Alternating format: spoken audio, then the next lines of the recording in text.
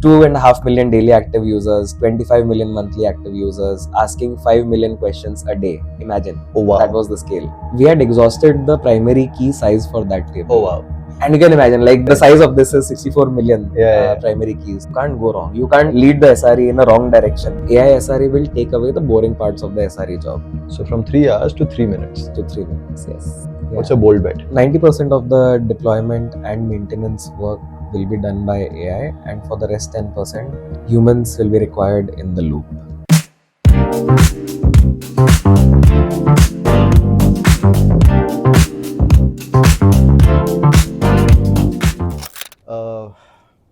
सोच रहा हूँ ये इंग्लिश मोड पे कैसे बात करूं. Camera is rolling, right? वो भी तो चाहिए ना. Clapper. Hi Gaurav, so glad to have you here. We both have worked together for like 20 years. Yeah. In some form or the other. Yeah. Starting from editing videos together for our dance videos.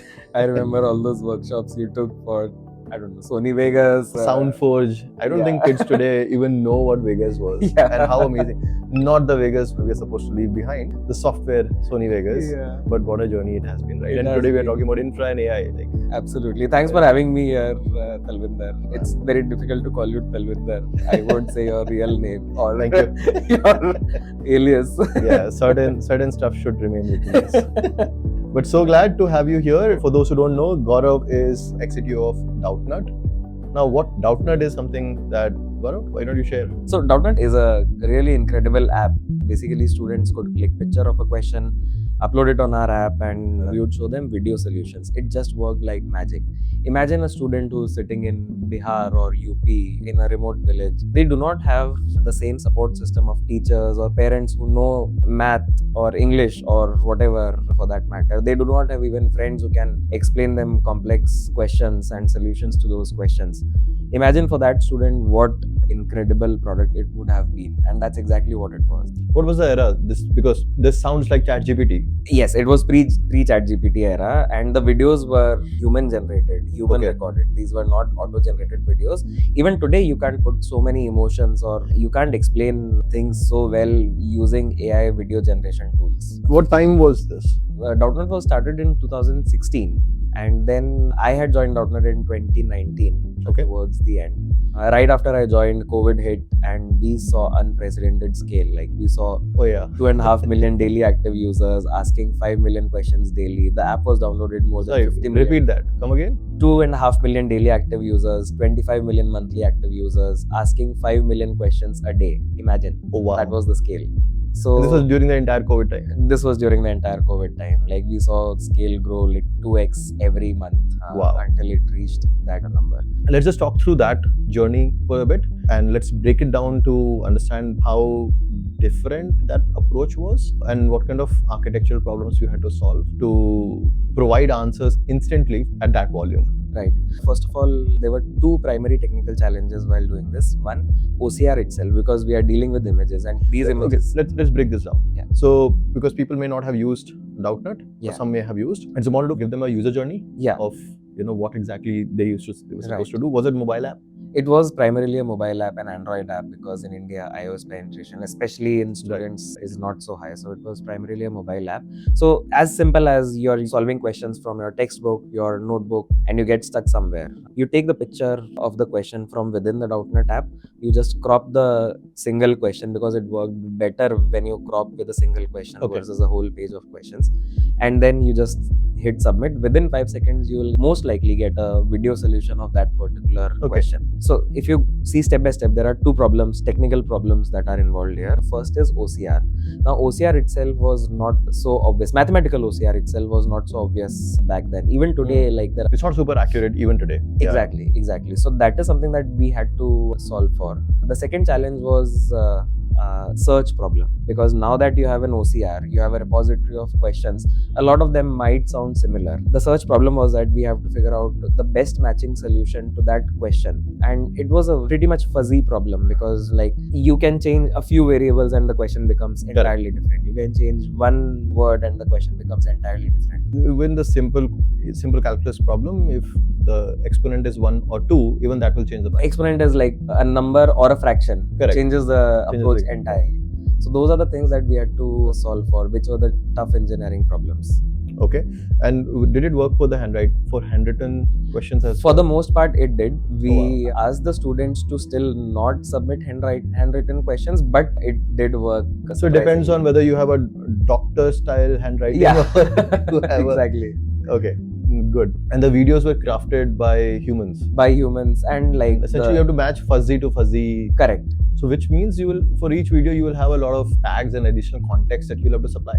Surprisingly not. Like there's not a lot of additional context. Like it was just about the subject, the topic, the subtopic, probably the question number of the book. Like for example, NCERT book is the same across years. Across years. So if it's exercise 1.1 question 7, then that question 7 will most likely remain the same for many years. And this happened much before ChatGPT even was on picture.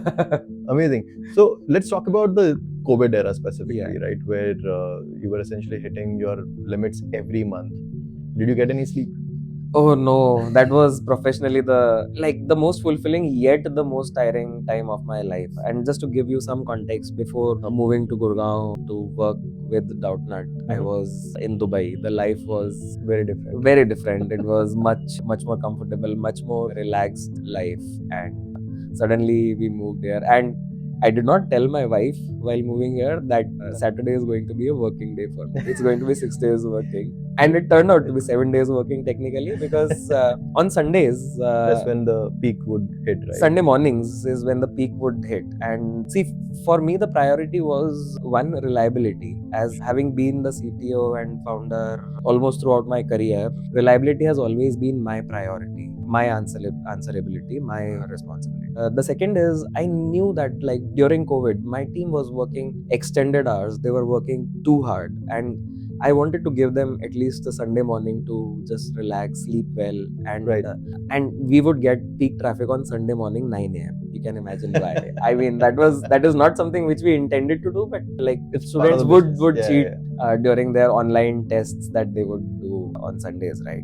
So we used to get peak traffic then. Okay. So I was working until 4 a.m. and then again on duty at 8 a.m. just to see like everything is going well and so on and so forth. That in many ways cemented the idea of having something, what I'm doing today, having something that can do a lot of these things for you so that you can still remain human. And you can save your marriage. Yeah. What are the craziest issues that you faced during that time? And war stories. Yeah, there were many. Primarily, like one I remember distinctly is one fine day, everything was fine. It was not a peak traffic moment also, but suddenly we stopped getting new questions. Like somehow no student was asking new questions. So we were all scrambling. There were no errors particularly or anything. It took a lot of time to figure it out, but the problem was that one of our tables, which was the table that stored questions as they came in, we had exhausted the primary key size for that table. Oh wow. And you can imagine, like, these are 64 million. Correct. The size of this is 64 million. I mean, every time anything breaks in a novel way, it takes as much time to figure out. And how do you fix things in running systems, right? It's quite creative if you have to really solve things in running systems, because you can't just, modify the primary key. It will take days for such a long table to modify the primary key set. Or you can't just copy the table. So we had to do a hack that we had to create another table with a larger key space size and change our code to write to this new table. And then after that, copy older data into this new table. So that was a lot of mess. It took, I remember, 2 hours, 51 minutes to resolve. Yeah. I think these are the challenges with scale which people don't talk about often, right? Yeah. That things that you had never thought will happen to you. 65 million, who will ever fill my table ever? But you end up running into that. It's a good problem to have in hindsight. Not on that day. Makes for a good story, but when you're facing it, it doesn't seem so well. Yes. So let's talk about, this is what 2020 was, right? Yeah. We are 5 years ahead of it. AI has come in. A lot of talk about automation has come in. Of course, there are these big believers of AI who are saying that 90% of code is going to be written by AI. They don't say if it will be good code. They just say it will be written by AI. And now people are touting that it will be done, like 100% of the code will be written by AI. Fine enough. But I think 100% of that code will be reviewed by humans. Yeah. That's a different thing. But let's talk about the three intersecting themes that are emerging right now. There's AI, or rather generative AI, to be more precise. There's automation, and there's cloud infra for this world, right? And in cloud infra, there are, I think, 2 or 3 sub-themes, which is one is SRE, for example. The other is autonomous cloud infra, that you are able to talk about that, hey, I'm launching this app and infra is automatically set up. Sounds fan fiction, but some people are trying to do it, and it can work for very small, narrow use cases, but may not for generic use cases. These 3 themes are intersecting now. Of course, we are operating in the cloud infra space, and we are trying to make it very easy for people to run their infra in an autonomous way, even if you do not know anything about DevOps or infra, right? While you're working on the AI and automation SRE. Right.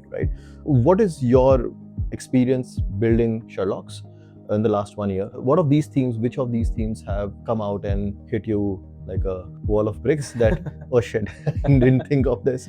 Yeah. Tell us about your journey. So let me start from the very beginning. So the core insight that we have is AI is helping us code faster. Generative AI is helping us code faster, that is build faster.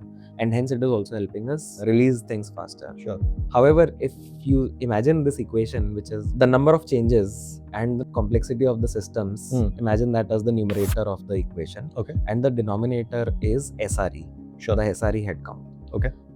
The numerator is increasing rapidly as we speak. The denominator is stagnant.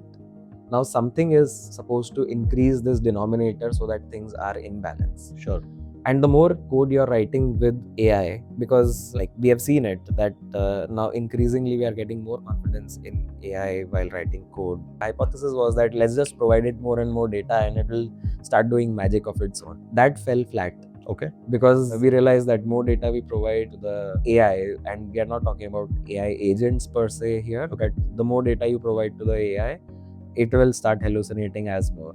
And a lot of complications involved. What sort of data you need to provide? I mean, a lot of monitoring data is time series data. Do you provide time series data as text, numbers, or as images, or something else? You don't use generative AI or LLMs for that.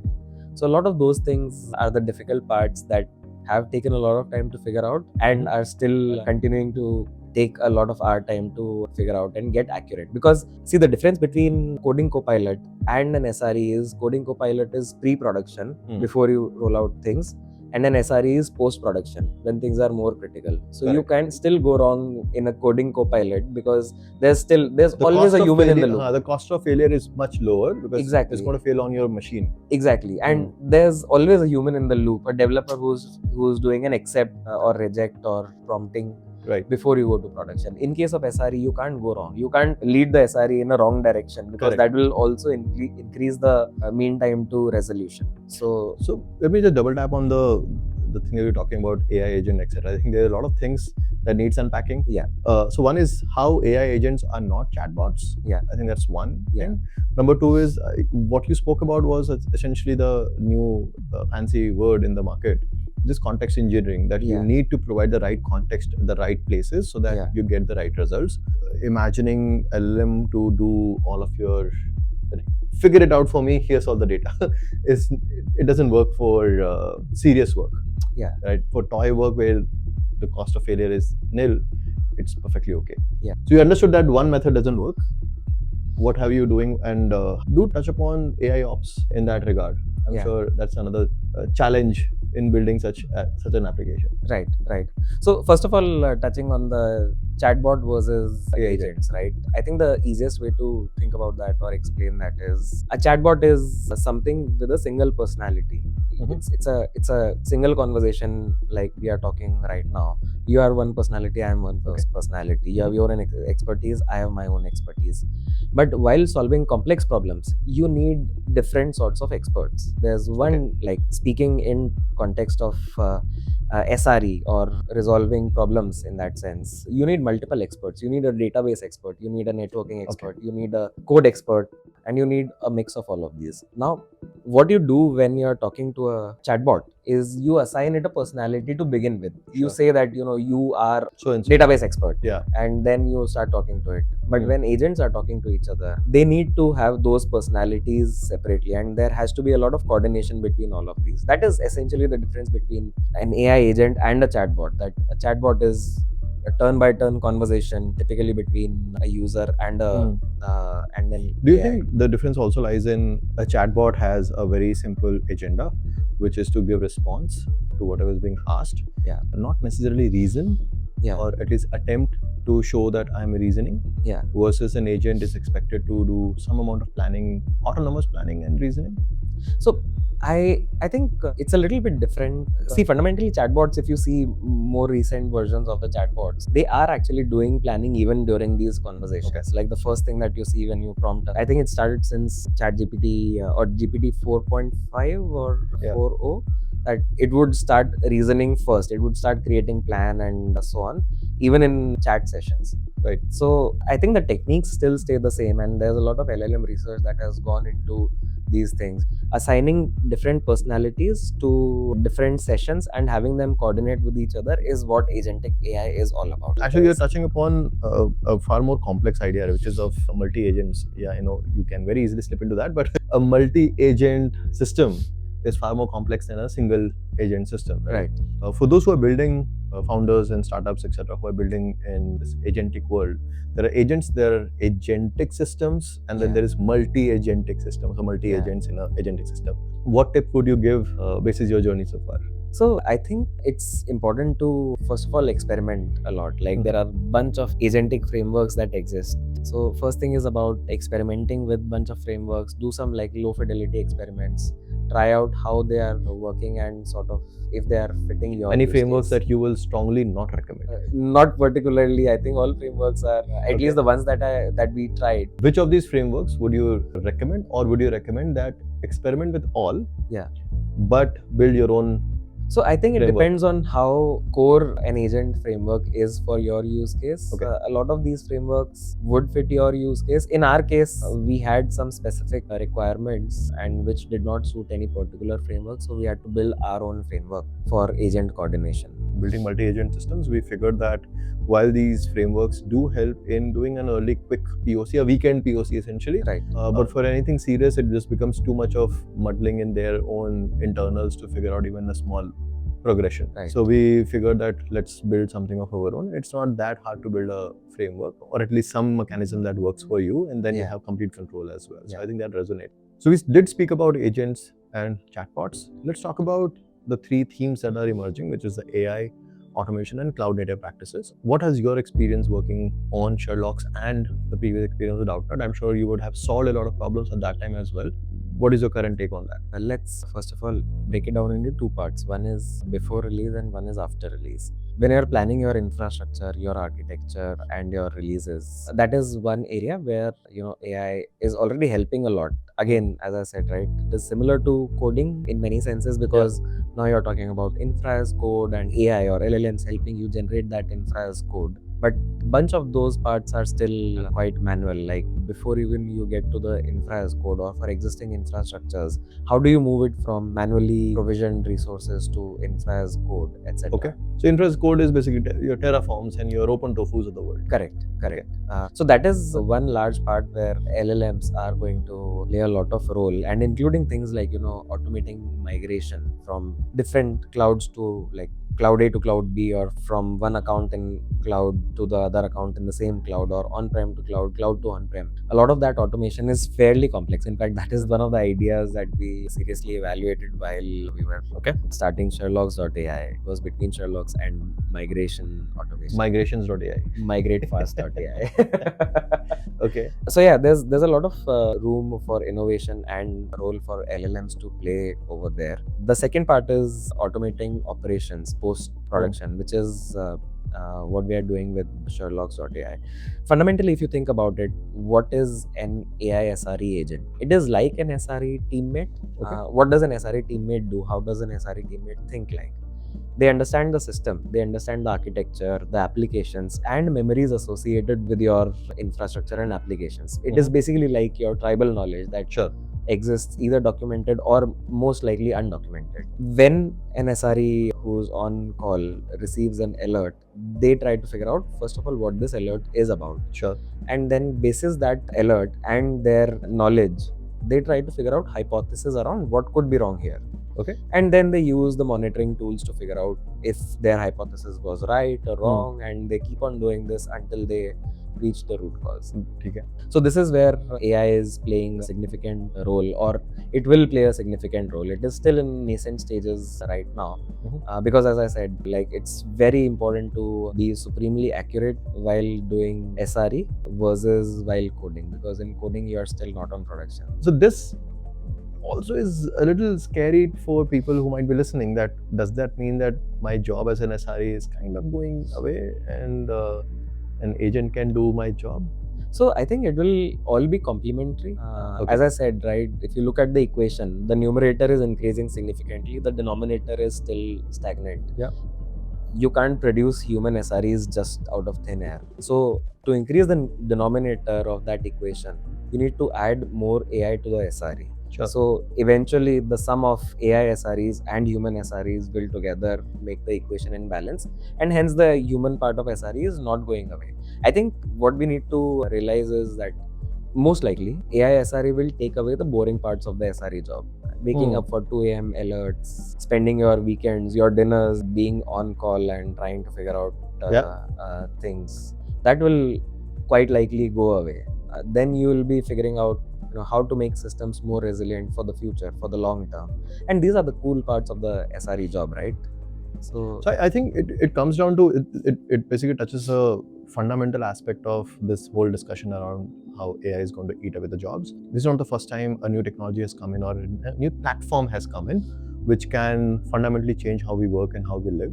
This has happened time and time again. Every 30 years, 40 years, a new technology has come in which has disrupted some job or some set of jobs. Of course, it does disrupt, but usually the net is always positive. That humans are freed up to do better things, right? And there's a whole hierarchy of knowledge, right? Where a pyramid of knowledge where you keep on doing those boring, repetitive tasks that can be automated, mechanized, and then you switch to the next one where your brain can actually be activated and can do better things. And I think that's what the game here is, right? Now they have at least some sidekick who can manage it for them, and they can think about better things. So while the last decade was about just picking one cloud and sticking to it and just building a mastery in it, but I think this decade I've seen way too many companies working with multiple clouds at the same time, which means you need to have expertise across the 2-3 clouds that you're running, and utilizing the different services that different clouds provide in the best way possible. Right. And I think it also boils down to the financial role within the company as well, because as the CFO, I am supposed to reduce the cost as much as possible. And if it means that I need to negotiate with another cloud provider, I will do whatever it takes to do that negotiation. But the work of that migration and ensuring everything works well on the new cloud falls on the engineering team itself. And as you said, right, like the last decade was largely about, I know one cloud, I am good at it, I'll put it in my resume and I'll stick to it. That doesn't work because CFOs want to be fluid around it. Cloud agnostic. So you have to know all of the clouds. See, fundamentally, most clouds are the same, but there are so many nuances in each and every cloud that even the IAM policies. Exactly, right? Each of them deal differently. Exactly. Right? The simplest thing. Exactly. So essentially 2 themes. For the remaining part of the decade, 2 themes, right? One is about fragmented tools and finding systems that stitch them together or surface them together. So whether it's a skill as a human that you can generate, that you can develop to talk to different systems and put them together and do an RCA or something else, that's a strong skill set to have, which means you need to diversify your toolkit, basically. Right? That's theme number 1. Number 2 is about multi-cloud and how multi-cloud is providing a lot of this, let's just say, stability to the CFOs and sanity to the CFOs on one hand. On the other hand, it's also adding a lot of entropy to the DevOps team or the dev team, that they now need to understand different clouds and they need to operate across them like they're native to it. Right? These are 2 themes. What other themes that come to your mind? What will you see over the next 5 years? I think it's Will even... this Will it still be about PagerDuty alerts and maybe writing some YAMLs? If they have to study SRE right now, if they want to become SRE right now, or they are new to SRE world? Yeah.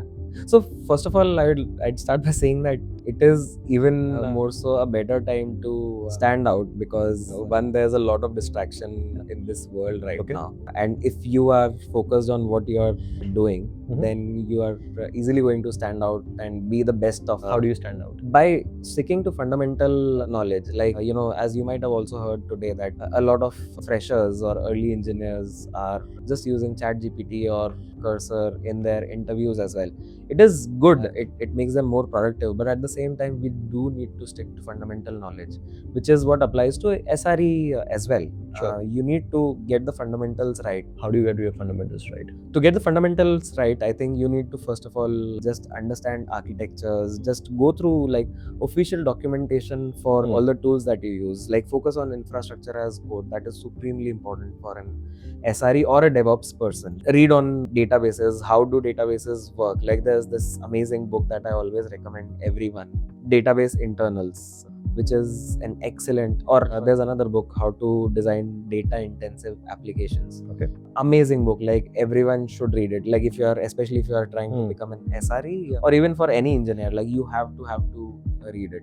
Books are this large, vast ocean of knowledge. Even in this world of, have ChatGPT, especially in this world of ChatGPT, because it's very easy to deviate from one topic to the other, and our brains are now even getting wired to move from one topic to the other, like the TikToks. Of your brain is on a dopamine sprint. Exactly. So focusing on topics in a deep way for a longer period of time. You can always, if you are not able to understand some part, yes, do use ChatGPTs of the world to understand them deeper in your understanding and context. But yeah, do stick to fundamental knowledge. There's nothing that is going to stop you. So my 2 cents on this is that because I'm prepared for the world already, that almost anything that is to do with words, images, numbers or sound is going to be 100% AI generated. So I'm prepared for that world. But I'm also prepared in that world, the person who can review these generated words and images and numbers and sound and review it properly will be the person who will win. Absolutely. Anybody who is only going to be a generator, your generation itself will become an AI agent, which will generate more and more code. Right. It's about who can review and who can be the gate that this is good, this is not good. Right. So you need to develop your taste in identifying what is good and what is not good, what is relevant, what is not relevant. It doesn't matter which field you operate in. And it comes with very deep knowledge. Yeah, you cannot do it basis another ChatGPT prompt. Exactly. That what will expert ChatGPT, what will an expert SRE do in this case? Yeah. You cannot. You have to be that expert. Do you see that in about, let's say, 5 years, 2030, let's make a prediction. What are the top 2 or 3 things or 2 or 3 roles which this DevOps will evolve into? Will it still be called a DevOps or AI Ops or?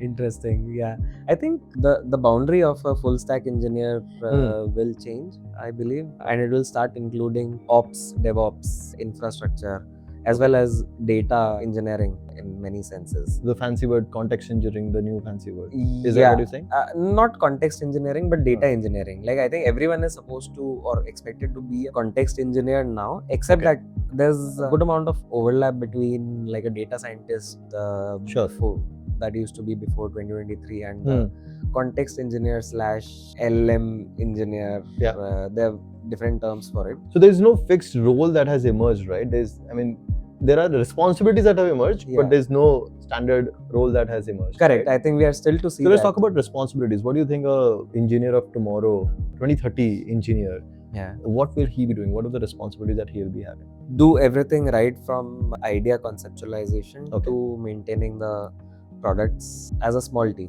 1 or 2 person teams. So teams will shrink?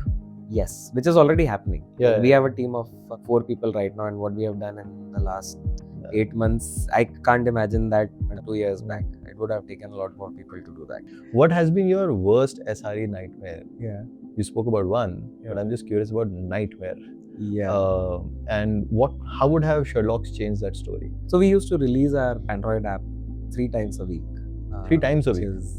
Which is quite high. And these are like legit features. These are not like a code change. These are like legit features. And it was like 3 a.m. in the night when an engineer had just finished building a feature and the team had just finished testing it. I was reviewing the code. It was my oversight that this particular code was writing large values to the cache and retrieving large values from the cache and processing them in memory. Okay. While Redis constructs would have allowed to do it in a much more efficient way, this was what was being done.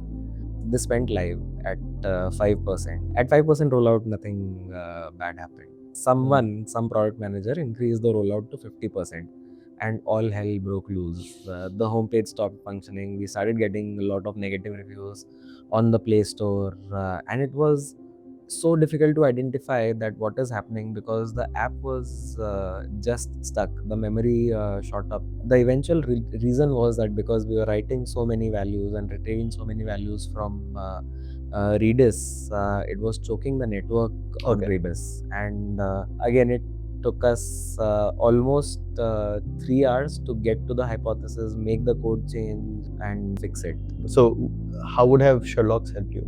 The first thing, Sherlocks would have seen a problem that the requests have stopped coming on the application server.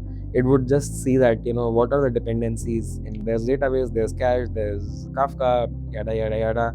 Look at the metrics on all of these subsystems. You'd see like at least the 5 to 4 major metrics, what is CPU, memory, network, disk, etc. Immediately, Sherlocks would have figured out that, before this time, the network throughput from Redis was this much, and it suddenly shot up. And it would have pinpointed within 2 to 3 minutes that this is the core problem. And this was the code change that went along with the last release. Okay. That is the most likely cause of this problem. So, from 3 hours to 3 minutes. To 3 minutes, yes. So, you did speak about where the world might go in the next 5 years. Yeah. But let's just take a bold bet today. In the next 2 years, we are almost at the end of 2025 also. Yeah. So we have about 24 months to 2027. That's the year you entered IIT as well. 20 years back. 2007, yes. Perfect. So marking the 2 decades of your entry to IIT, what's your bet on AI, especially in this world of infra and AI, SRE and so on? What's a bold bet? So 90% of the deployment and maintenance work will be done by AI, and for the rest 10%, humans will be required in the loop. But these are specialist humans who are going to be required in the loop. Which means if you are operating in this space, figure out what the 10% is doing today so that you can be in that 10%. Exactly.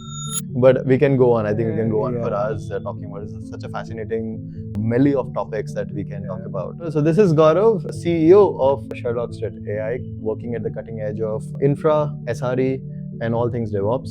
So if you are struggling with RCAs or you want to reduce your time to RCA and arrive at solution, and you want to give your SREs and DevOps some good, well-deserved sleep, please check out Sherlocks.ai. I'm Talvinder and I am running ZopDev. If you are setting up your infra from scratch and you want it to be done perfectly, talk to me about ZopDev. And if it's the existing cost that is bothering you and you do not want to make any changes to your architecture or make any changes whatsoever, but still save money, talk to me about ZopDev and we'll help you save at least 20-50% of your cloud bill. Over and out. Thank you. Thank you. Thank you so much for having me.